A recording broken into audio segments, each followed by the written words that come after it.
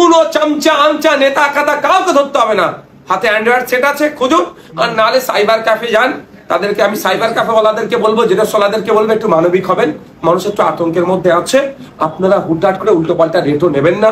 অনুরোধ করছি, এখন আপনারা একটু সমাজ সেবামূলক কাজে যুক্ত, তাদেরকে বোঝান, ঠান্ডা মাথায় তার লিস্টটা বার করে তাকে প্রিন্ট করে ধরিয়ে দেন। অন্তত একজন ভারতীয় হিসাবে একজন ভারতীয়কে সহযোগিতা করুন, এটা অনুরোধ করবো আমি আপনাদেরকে। সাইবার ক্যাফে যারা চালাচ্ছেন, জেরক্স সেন্টার যারা চালাচ্ছেন, একটু তাদেরকে একটু ভয় কমান। তো আমারও নওশাদ দাদার সাথে এই একটাই মত, প্লিজ যত সাইবার ক্যাফেরা আছেন একটু মানুষদের হেল্প করুন আজকের দিন এই সিচুয়েশনে দাঁড়িয়ে। প্লিজ গেলে পরে গলা কাটা টাকা নেবেন না, ওই যে 150-এর কাজ 200, 1000, এটা আমরা সব ক্যাফেতেই দেখতে পাই কম বেশি। তো প্লিজ আপনাদের কাছে এই অনুরোধটা আমারও রইল, মানুষ টেনশানে আছে, বিশেষ করে সিনিয়র সিটিজেনরা টেনশানে আছে, কত লোক তো কত রকম নানা রকম মানে ডিসিশান নিয়ে ফেলছে, বাজে ডিসিশান। আমার এটাই বলার, দাদু ঠাকুমা কাকু কাকিমা জেঠি জেঠিমারা প্লিজ এইরকম সিচুয়েশনগুলো বেছে নেবেন না, এটা আপনাদের কাছে আমার একটা রিকোয়েস্ট। ওয়েট করে যান, আপনারা তো বাইরে থেকে আসেননি, আপনারা দেশের নাগরিক, আপনাদের সাথে ঠিক জাস্টিসটাই হবে।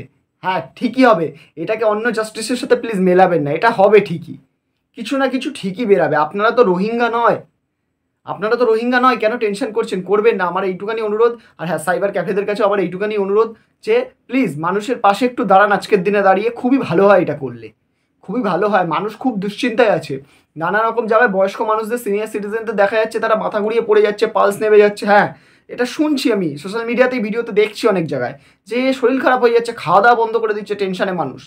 হবে স্বাভাবিক। অনেক কি আসলে কি ব্যাপারটা কি জানেন তো, অনেকে আছে কিছু কিছু সিনিয়র সিটিজেন যারা আজকের দিনে, তখন ব্যাপারটা কি ছিল, তারা বাংলাদেশ থেকে হয়তো কোনো কারণে চলে এসছে, বা তাদের পূর্বপুরুষ ছিল হয়তো এখানেই, তারা চলে এসছে ফেরত এখানে।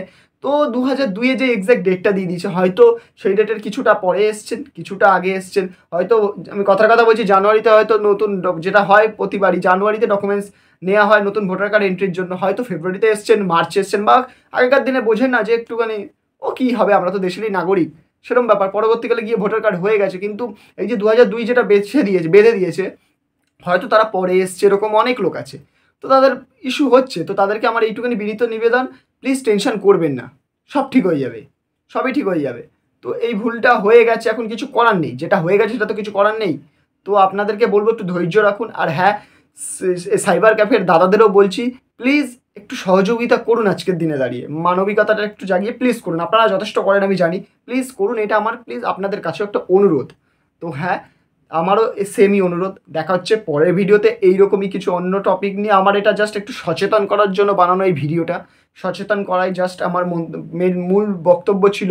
তো আমি আপনাদেরকে জানালাম, প্লিজ একটু সাহায্য করুন, মানুষের পাশে দাঁড়ান। ভিডিওটা যদি ভালো লেগে থাকে, ভিডিওটা বেশি বেশি করে একটু শেয়ার করে দিন, যাতে প্রতিটা সাইবার ক্যাফে দাদার কাছে পৌঁছায়, দিদিদের কাছে পৌঁছায়। তো ভিডিওটা ভালো লাগলে একটা লাইক করে দিন, আর হ্যাঁ কমেন্ট করে জানান, আর হ্যাঁ শেয়ার করে দিন প্লিজ, ভিডিওটা শেয়ার করে দিন। আমি কিন্তু শেয়ার করতে বলি না কোনো ভিডিও, প্লিজ শেয়ার করে দিন। চ্যানেলটা নিচে সাবস্ক্রাইব বাটনটা আছে, সাবস্ক্রাইবটা করে পাশের নোটিফিকেশন বেলটা বাজিয়ে দিন। দেখা হচ্ছে পরের ভিডিওতে, টাটা।